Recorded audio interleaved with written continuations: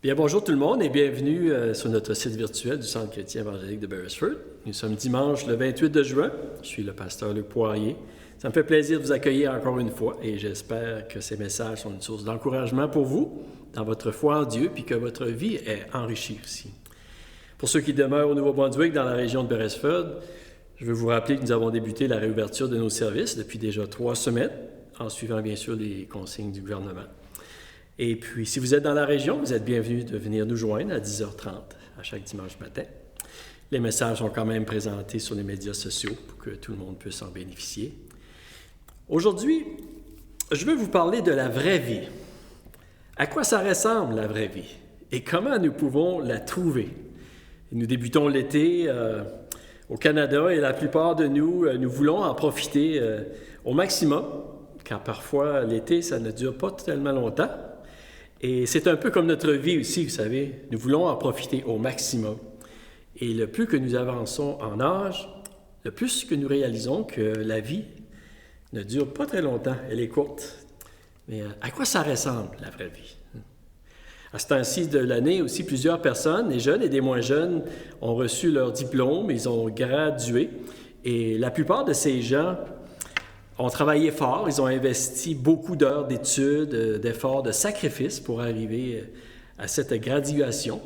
Et ils le font parce qu'ils veulent avoir une vie agréable, ils veulent profiter de la vie, améliorer leurs conditions de vie. En d'autres mots, ils veulent découvrir la vraie vie. Mais c'est quoi la vraie vie? À quoi ça ressemble? Est-ce que c'est d'avoir un très bon emploi et d'être capable de s'amasser beaucoup d'argent pour s'acheter tout ce que nous voulons et d'avoir beaucoup de richesses? Est-ce que c'est d'acquérir beaucoup de connaissances et de sagesse afin que les gens soient impressionnés par notre intelligence ou nos talents? Est-ce que c'est d'avoir beaucoup de prestige, une grande renommée? Est-ce que c'est d'être marié avec la plus belle femme ou le plus bel homme de la planète? Est-ce que c'est ça, la vraie vie? Il semble qu'aujourd'hui, c'est souvent le portrait idéal que l'on propose comme étant la vraie vie. Et ce sont les photos que nous retrouvons souvent lorsque nous faisons une recherche sur Google concernant la vraie vie. Est-ce que vous croyez réellement aujourd'hui que si vous gagneriez le gros lot, aussi, votre cerveau vous permettrait d'avoir plus de connaissances que la personne la plus intelligente sur la planète, que vous auriez tous les talents du monde? Croyez-vous que vous auriez finalement trouvé la vraie vie? Vous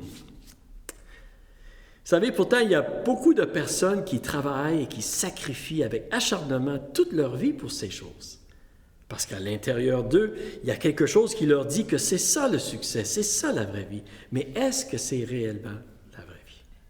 Ce matin, aujourd'hui, je veux voir avec vous l'exemple le plus flagrant d'un homme qui a eu tout ce qu'il voulait dans la vie, et même plus, et un homme qui a cherché plus que n'importe qui la vraie vie, et qui a réalisé à la fin de sa vie qu'il s'est trompé royalement, qu'il n'avait pas cherché à la bonne place. Heureusement que cet homme a écrit ses réflexions à la fin de sa vie, afin de nous aider à ne pas faire les mêmes erreurs que lui. Et comment s'appelle-t-il, cet homme? Il s'appelle Salomon. La plupart de nous avons entendu le dicton « être sage comme Salomon ». Je veux regarder à sa vie aujourd'hui et voir ce que nous pouvons apprendre concernant la vraie vie et comment la trouver. Parce que je crois que tous, à l'intérieur de nous, c'est ça que nous désirons. J'aimerais que nous puissions lire dans la Bible, dans le livre des Rois, 1 Roi, le chapitre 10. Nous allons lire à partir du verset 23. Ça nous dit, « Le roi Salomon fut plus grand que tous les rois de la terre par les richesses et par la sagesse. Tout le monde cherchait à voir Salomon pour entendre la sagesse que Dieu avait mise dans son cœur. Et chacun apportait son présent, des objets d'argent et des objets d'or, des vêtements, des armes, des aromates, des chevaux et des mulets. Il en était ainsi chaque année. Salomon rassemblait des chars et de la cavalerie. Il avait 1400 chars et 12 000 cavaliers qu'il plaça dans les villes où il tenait ses chars et à Jérusalem près du roi. Le roi rendit l'argent aussi commun à Jérusalem que les pierres et les cèdres aussi nombreux que les sycomores qui croissent dans la plaine. Et un peu plus loin, au chapitre 11, les versets 1 à 4, nous lisons « Le roi Salomon aima beaucoup de femmes étrangères, outre la fille de Pharaon, des Moabites, des Ammonites, des Édomites, des Sidoniennes, des Hétiennes, appartenant aux nations dont l'Éternel avait dit aux enfants d'Israël, « Vous n'irez point chez elles, et elles ne viendront point chez vous. Elles tourneraient certainement vos cœurs du côté de leur Dieu. » Ce fut à ces nations que s'attacha Salomon, entraîné par l'amour. Et Seigneur, je prie qu'aujourd'hui, tu nous aides par ton esprit et ta parole à comprendre, Seigneur Dieu, ce qui est bon pour nous, Seigneur. Que tu puisses nous enseigner la sagesse afin que nous recherchions, Seigneur, au bon endroit pour connaître pleinement la vie, Seigneur, la richesse de la vie que tu désires nous donner à chacun de nous. C'est ma prière pour moi et pour tous ceux qui m'écoutent aujourd'hui. Et je te demande que tu m'aides à partager ce message. Au nom de Jésus, je prie. Amen. Amen. Premièrement, j'aimerais que nous puissions regarder qui était Salomon. Salomon, c'est le fils du roi David, le troisième roi d'Israël.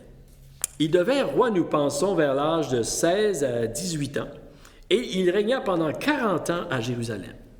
Et c'est durant ces années que la nation d'Israël a connu la plus grande prospérité. Salomon fut l'homme le plus riche et le plus sage que le monde a connu. Au début de son règne, Dieu lui est apparu et lui a dit « Demande ce que tu veux et cela te sera accordé. » Est-ce que vous aimeriez que Dieu vous fasse une suggestion comme ceci? Et qu'est-ce que vous lui demanderiez? Regardons un peu qu'est-ce que Salomon a répondu. Dans 1 Roi, le chapitre 3, au verset 7, nous lisons « Maintenant, Éternel mon Dieu, tu as fait régner ton serviteur à la place de David, mon père.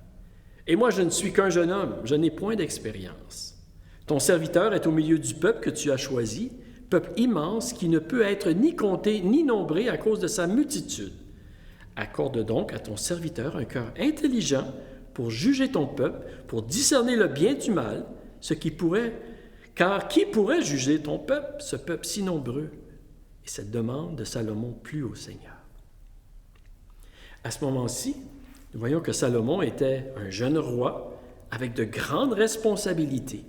Et il a demandé la sagesse et un cœur intelligent pour gouverner la nation d'Israël, le peuple de Dieu. Et cette demande plut au Seigneur. Regardons maintenant ce que Dieu lui a répondu.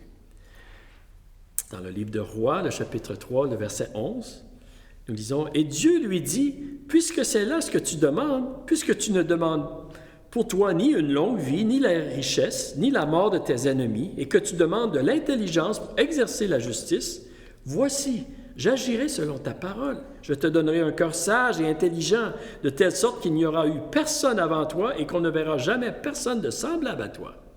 Je te donnerai en outre ce que tu n'as pas demandé, des richesses et de la gloire, de telle sorte qu'il n'y aura pendant toute ta vie aucun roi qui soit ton pareil. Et si tu marches dans mes voies, en observant mes lois et mes commandements, comme l'a fait David, ton père, je prolongerai tes jours. » Nous voyons aussi que Dieu a répondu généreusement à la prière de Salomon et il lui a donné même plus que ce qu'il avait demandé. Dieu nous encourage à lui demander des choses. Et Dieu, il est très généreux. Il ne retient aucune bénédiction à ceux qui le recherchent d'un cœur pur. Au contraire, Dieu aime à bénir ses enfants comme un bon père. Nous pourrions dire que Salomon, il a très bien commencé son règne. Dans l'humilité, avec le désir de rechercher ce qui était juste, ce qui était droit, ce qui était agréable au Seigneur, avec un cœur incliné vers Dieu.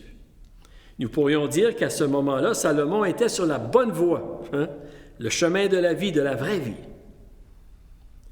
Mais ce n'est pas parce que nous débutons sur la bonne voie que nous allons nécessairement terminer sur la bonne voie, si nous ne sommes pas prudents. C'est comme le jour où Dieu a dit à Josué, dans Josué, le chapitre 1, le verset 8, nous disons, il dit que ce livre de la loi ne s'éloigne point de ta bouche, mais dites-le jour et nuit pour agir fidèlement selon tout ce qui est écrit, car c'est alors que tu auras du succès dans tes entreprises, c'est alors que tu réussiras. La raison pourquoi Dieu a dit ceci à Josué était que s'il n'était pas prudent, il pouvait facilement dévier du bon chemin. Et vous savez, c'est pareil pour nous aussi. Jésus a aussi dit dans Matthieu, le chapitre 7, au verset 13, il dit « Entrez par la porte étroite, car large est la porte, spacieux est le chemin qui mène à la perdition. Il y en a beaucoup qui entrent par là, mais étroite est la porte, resserrez le chemin qui mène à la vie. Il y en a peu qui les trouvent. » Oui, il faut entrer par la porte étroite, et il nous faut marcher aussi dans le chemin étroit si nous voulons découvrir la vraie vie et profiter pleinement de la vie. Malheureusement, nous voyons que Salomon, dans la deuxième partie de son règne, il a été emporté loin des voies du Seigneur. Il a dévié à droite et à gauche dans le chemin large et spacieux qui mène à la perdition. Son cœur s'est détourné des voies justes et droites de Dieu. Et c'est là que les choses ont commencé à se gâter pour lui. Et vous savez, si nous ne sommes pas prudents, nous pouvons bien débuter notre vie, mais nous pouvons aussi nous égarer et faire naufrage, prendre de mauvaises intersections et aboutir loin de ce qui étaient nos premières intentions, nos premiers désirs. Et c'est à ce moment-là que Salomon a commencé à ne pas trouver ce qu'il cherchait, parce qu'il cherchait au mauvais endroit. Et c'est le cheminement de Salomon. Malgré un bon départ et tant de richesses et de bénédictions, il n'a pas trouvé la vraie vie. Et c'est ce qu'il dit lui-même à la fin de sa vie, dans son livre qu'il a écrit, le livre d'Ecclésiaste, que nous retrouvons dans la Bible aussi. Le livre d'Ecclésiaste, c'est une réflexion sur le sens de la vie, sur la façon de trouver la vraie vie. Et la raison pourquoi Salomon a écrit ce livre de sagesse, c'est pour épargner aux prochaines générations futures de faire les mêmes erreurs que lui et de se retrouver à la fin de leur vie avec les regrets, l'amertume, la déception dans l'âme que lui-même expérimentait à ce moment-là. Salomon y démontre, en recourant à sa propre expérience, qu'il y a un profond manquement à l'intérieur de nous lorsque nous voulons vivre notre vie en dehors, en ne considérant point l'existence de Dieu. Et dans le livre d'Ecclésiaste, au chapitre 1, le verset 1 et 2, nous lisons ces paroles ici. Ça nous dit « Parole de l'Ecclésiaste, fils de David, roi de Jérusalem. Vanité des vanités, dit l'Ecclésiaste, vanité des vanités, tout est vanité. »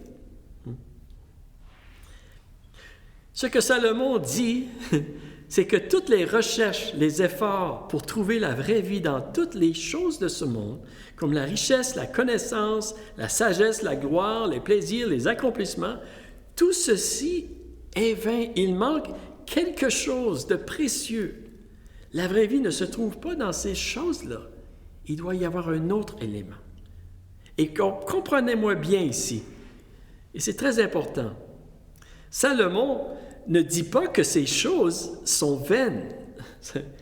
Au contraire, il nous encourage dans le livre de l'Ecclésiaste d'en profiter, de profiter de tout ce que Dieu a créé autour de nous pleinement. Mais il nous dit d'en profiter avec Dieu au centre de notre vie. Et à la fin de son livre, il écrit ceci dans Ecclésiaste chapitre 12. Il dit « Écoutons la fin du discours. Crains Dieu et observe ses commandements. C'est là ce que doit faire tout homme. » En d'autres mots, Salomon, lui qui a eu tout ce qu'il voulait, il nous dit que la vie, sans rechercher Dieu et sans rechercher la volonté de Dieu, premièrement, nous laisse toujours avec un vide à l'intérieur. Il nous dit que la sécurité et le bonheur profond, réel, authentique, durable, ne se trouvent que dans une relation personnelle avec notre Créateur. Vous savez, le comportement et l'erreur de Salomon, un homme extrêmement sage, nous démontrent qu'il est plus facile de savoir ce qui est bon que de le faire, que de le mettre en pratique. Et c'est pourquoi nous avons tous et chacun besoin de la grâce de Dieu dans notre vie, de l'aide de Dieu dans notre vie, pour faire des bons choix, pour choisir ce qui va vraiment rassasier notre cœur, notre vie notre âme. Les rois des nations venaient pour entendre la sagesse de Salomon et ils profitaient de sa connaissance et de ses conseils. Salomon a écrit une multitude de proverbes, mais lui-même n'a pas réussi à tirer profit de sa propre sagesse et il a été amorcé dans une spirale descendante qui lui a causé bien des malheurs et qui lui a enlevé sa joie de vivre. Et lorsqu'il écrit le livre d'Ecclésiaste, j'ai le sentiment que Salomon devait se dire « J'ai été un insensé. Je n'ai pas tiré profit de ma propre sagesse, de mes richesses, des dons que Dieu m'avait accordés. » Peut-être qu'il se disait « Au moins je vais mettre mon expérience à profit pour d'autres personnes, afin qu'ils ne fassent pas la même erreur que moi et qu'ils puissent eux trouver la vraie vie et en profiter au maximum. » Et je crois que c'est la raison pourquoi il a écrit le livre de l'Ecclésiaste. Vous savez, ce que Dieu désire pour chacun de nous, c'est que nous ayons la vie, la vraie vie, que nous profitions au maximum de notre existence, de sa création, des bonnes choses qu'il a créées. Jésus a dit, dans Jean le chapitre 10 et le verset 10, il dit « Le voleur ne vient que pour dérober, égorger et détruire. Moi, je suis venu afin que les brebis aient la vie et qu'elles soient dans l'abondance. » Jésus veut nous donner la vie. Mais on peut se poser la question, vous savez. Donc, si la vraie vie ne consiste pas à avoir les plus grandes richesses du monde, le plus de connaissances et de sagesse et d'accomplir de grands exploits, à quoi ressemble la vie? C'est quoi la vraie vie? Hein? Et je suis persuadé que Salomon s'est posé ces questions aussi, cette question. À quoi ça ressemble la vraie vie? Je vous propose 5 définitions. La première, la vraie vie, c'est de vivre avec un sentiment que notre existence n'est pas en vain. La vraie vie commence, vous savez, à l'intérieur de nous, plutôt qu'avec les choses extérieures. C'est pourquoi nos relations personnelles avec les gens autour de nous sont très importantes. Et notre relation personnelle avec Dieu aussi est très, très importante. La vraie vie, c'est vivre avec un sentiment que nous avons une bonne raison pour notre existence. C'est d'avoir le sentiment que je ne perds pas mon temps, que je ne suis pas en train de gaspiller ma vie. Quelqu'un a dit que la vie, c'est comme être dans un taxi. Le compteur continue d'avancer, même si nous sommes arrêtés. La vraie vie, c'est de savoir que le compteur clique pour de bonnes raisons, même quand tu as le sentiment d'être arrêté dans ta vie. La vraie vie, c'est aussi vivre avec le sentiment que je fais une différence pour quelqu'un dans ce monde. C'est de vivre avec le sentiment que si je n'étais pas là, il manquerait quelque chose dans ce monde. C'est d'avoir le sentiment que le monde est un peu meilleur à cause de ma présence. Pas trop meilleur pour ne pas devenir orgueilleux, mais que ma présence, elle est importante, elle est précieuse pour quelqu'un. C'est ça la vraie vie. La vraie vie se trouve lorsque tu ne vis pas juste pour toi-même, mais aussi pour le bien de quelqu'un d'autre. Une personne a dit un jour, « Vous n'avez pas eu une journée parfaite, même si vous avez gagné votre salaire, à moins que vous ayez fait quelque chose pour quelqu'un qui ne sera jamais capable de vous le remettre. » Et c'est la raison pourquoi l'égoïsme, l'égocentrisme, vivre seulement pour soi-même nous laisse toujours avec un vide à l'intérieur. Parce que la plus grande joie que nous pouvons connaître ne se trouve non dans le fait de recevoir, mais d'être capable de donner. Et Jésus a dit, dans Actes chapitre 20, il dit « Il y a plus de bonheur à donner qu'à recevoir. » Et c'est la raison pourquoi Salomon n'était pas satisfait avec toute la richesse, la gloire, les femmes, les accomplissements. Il n'était jamais rassasié. Il avait toujours un grand besoin à l'intérieur de lui. Parce que nous sommes plus rassasiés par ce que nous donnons que ce que nous recevons. La vraie vie, c'est aussi vivre avec un sentiment de paix intérieure. Le dictionnaire de Petit Robert définit la paix comme un état d'âme d'une personne que rien ne vient troubler. État de l'âme qui n'est troublé par aucun conflit, aucune inquiétude. Wow! N'est-ce pas une chose merveilleuse de pouvoir vivre de cette façon? Et oui, Dieu veut nous donner cette paix. La paix, c'est un état d'esprit intérieur où ce que nous sommes tranquilles, paisibles, qu'il y a de l'harmonie à l'intérieur de nous. Vivre avec la paix dans son âme est probablement la plus grande richesse que nous pouvons recevoir sur cette planète. On pourrait dire que c'est une autre définition de la vraie vie. Et cette paix, elle se trouve dans la présence de Dieu, alors que nous lui déposons tous nos soucis à ses pieds. L'apôtre Paul a dit dans Philippiens, le chapitre 4, il dit « Ne vous inquiétez de rien, mais en toute chose, faites connaître vos besoins à Dieu par des prières et des supplications, avec des actions de grâce. Et la paix de Dieu, qui surpasse toute intelligence, gardera vos cœurs et vos pensées en Jésus-Christ. » Oui, cette paix se trouve dans la présence de Dieu. La paix se trouve lorsque nous recherchons à vivre avec une conscience pure devant Dieu et devant les hommes. La paix se trouve lorsque nous avons fait tout en notre pouvoir pour être en paix avec les autres, autant que cela dépend de nous.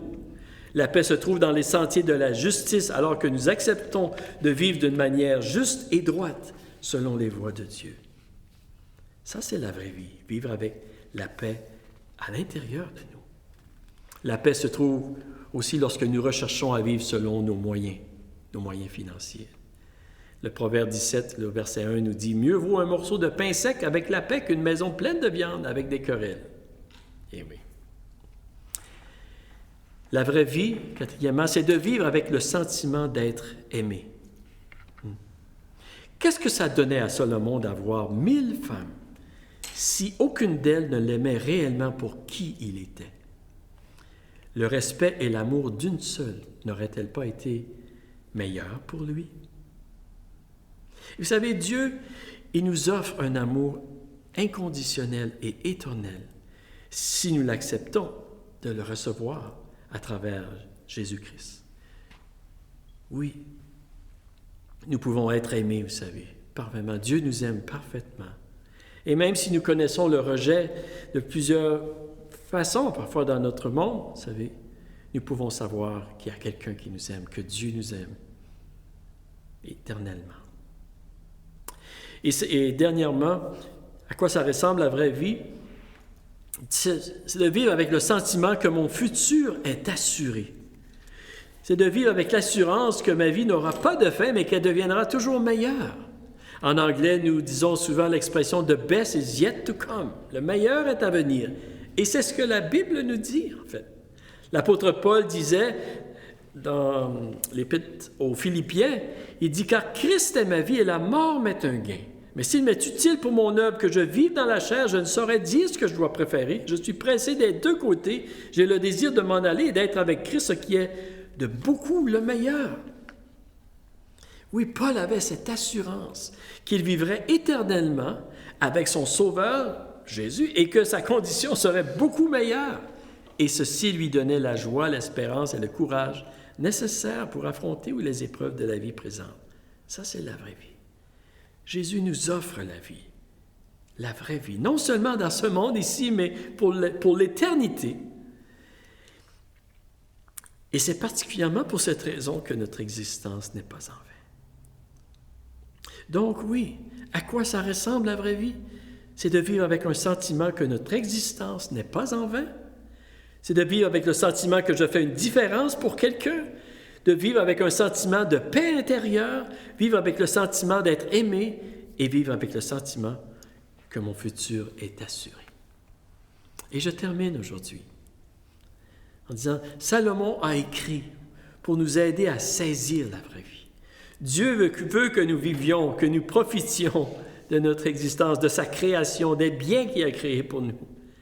Mais si nous recherchons notre bonheur, la vraie vie dans ces choses, en mettant nos relations personnelles de côté et notre relation avec Dieu de côté, nous allons arriver à la même conclusion que Salomon lorsque nous serons plus âgés. Nous allons avoir manqué quelque chose de très précieux dans notre vie. Vous savez, nous faisons tous la même erreur. que Salomon, un jour ou l'autre, si nous sommes honnêtes. Nos priorités ne sont pas toujours à la bonne place. Parfois, on cherche à des mauvais endroits quelque chose pour nous donner la vraie vie, la signification, oui. Et parfois, nous faisons cette erreur, la même erreur que Salomon. Heureusement que Dieu est un Dieu qui pardonne et qui veut nous remettre sur le bon chemin. Et lorsque nous venons à lui, que nous reconnaissons notre égarement, que nous lui demandons pardon, que nous croyons que Jésus a payé sur la croix la dette de nos offenses, Dieu nous prend par la main et nous remet dans le bon chemin. Et je prie aujourd'hui que le Seigneur vous aide à lui donner la première place dans votre vie. Je prie que le Seigneur nous aide afin que nous puissions profiter pleinement de la vie qu'il nous donne et de toutes les richesses de sa création, de toutes les bénédictions qu'il y a dans notre vie, que nous puissions profiter pleinement. Et vous savez, comme je disais au début, l'été est trop courte pour ne pas en profiter. Notre vie sur la terre est aussi trop courte pour ne pas bien la vivre. Recherchons la vraie vie en recherchant, oui, à connaître notre Seigneur, le Sauveur, notre Sauveur, et à vivre de la façon qu'il nous demande, et particulièrement avec les gens autour de nous. Et c'est alors que nous découvrirons toutes les richesses de la vie. Et j'aimerais aujourd'hui terminer avec une prière, et ensuite je veux vous interpréter un simple chant qui nous encourage à penser à Dieu lorsque nous avançons dans notre chemin. Parce que Dieu, il est là. Et il est là pour vous. Il est là pour moi. Et il est là pour vous aussi. Et il veut vous aider à découvrir pleinement la vraie vie. Et Seigneur, je veux te remercier aujourd'hui pour l'amour que tu as pour nous, pour moi et pour tous ceux qui écoutent ce message. Je prie, Seigneur, que par ton esprit, tu puisses révéler cet amour à tous les gens qui écoutent ce message aujourd'hui. Je te le demande. Merci que tu désires notre bien, Seigneur. Tu désires que nous découvrons, que nous profitions pleinement de la vie, Seigneur. Merci pour toutes les richesses, les bénédictions que tu mets autour de nous, les gens que tu mets autour de nous. Et Seigneur, je prie que tu nous aides, Seigneur, à regarder à toi, Seigneur, premièrement, Seigneur, et à te remercier, Seigneur Dieu, à vivre pour toi. Et c'est de cette façon, Seigneur, que nous pourrons pleinement profiter de tout ce que tu mets autour de nous. Bénis, Seigneur Dieu, chacun et chacune aujourd'hui qui m'écoute. Rencontre-les dans leurs besoins. Donne-leur la paix, Seigneur, et rassasie leur cœur avec ton amour, avec ta présence, Seigneur Dieu. Je te remercie. Et toi qui connais les besoins de ceux qui écoutent, Seigneur, peut-être qu'il y en a qui ont des cœurs brisés, qui ont des cœurs vides, Seigneur. Je prie que tu puisses les aider, Seigneur, dans leurs circonstances, afin qu'ils puissent réaliser comment tu es là avec eux et comment tu les aimes et que tu veux pourvoir pour eux. Je te remercie, Seigneur. Je te demande ces choses dans le nom de Jésus. Amen. Amen. Bien, je vous remercie beaucoup d'avoir été là aujourd'hui avec moi. Je vais vous interpréter un chant, un simple chant. J'espère que ça va bénir vos cœurs et ça va vous aider à penser au Seigneur et à vous rappeler qu'il est là, puis il est là pour vous. Bonne semaine tout le monde.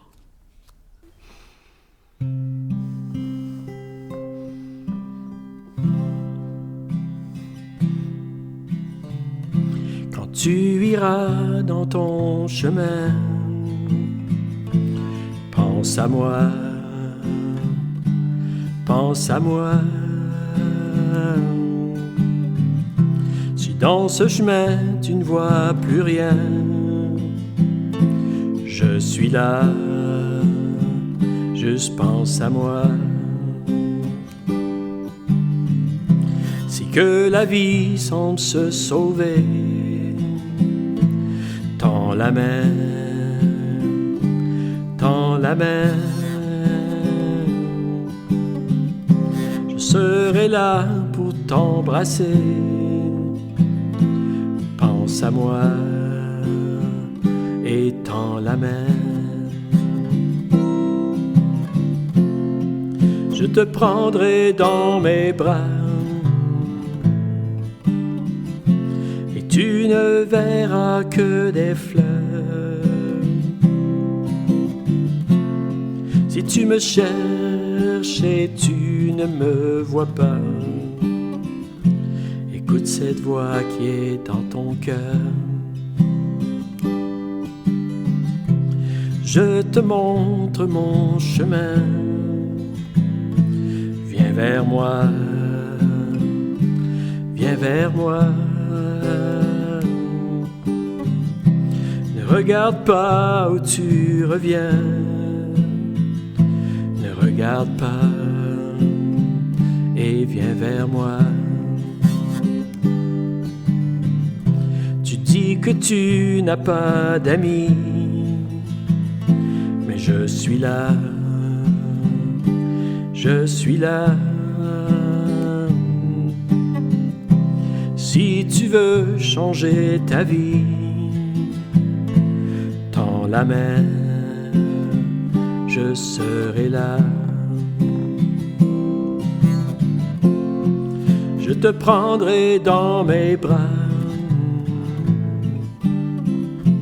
et tu ne verras que des fleurs. Si tu me cherches et tu ne me vois pas, écoute cette voix qui est dans ton cœur. Écoute cette voix qui est dans ton cœur.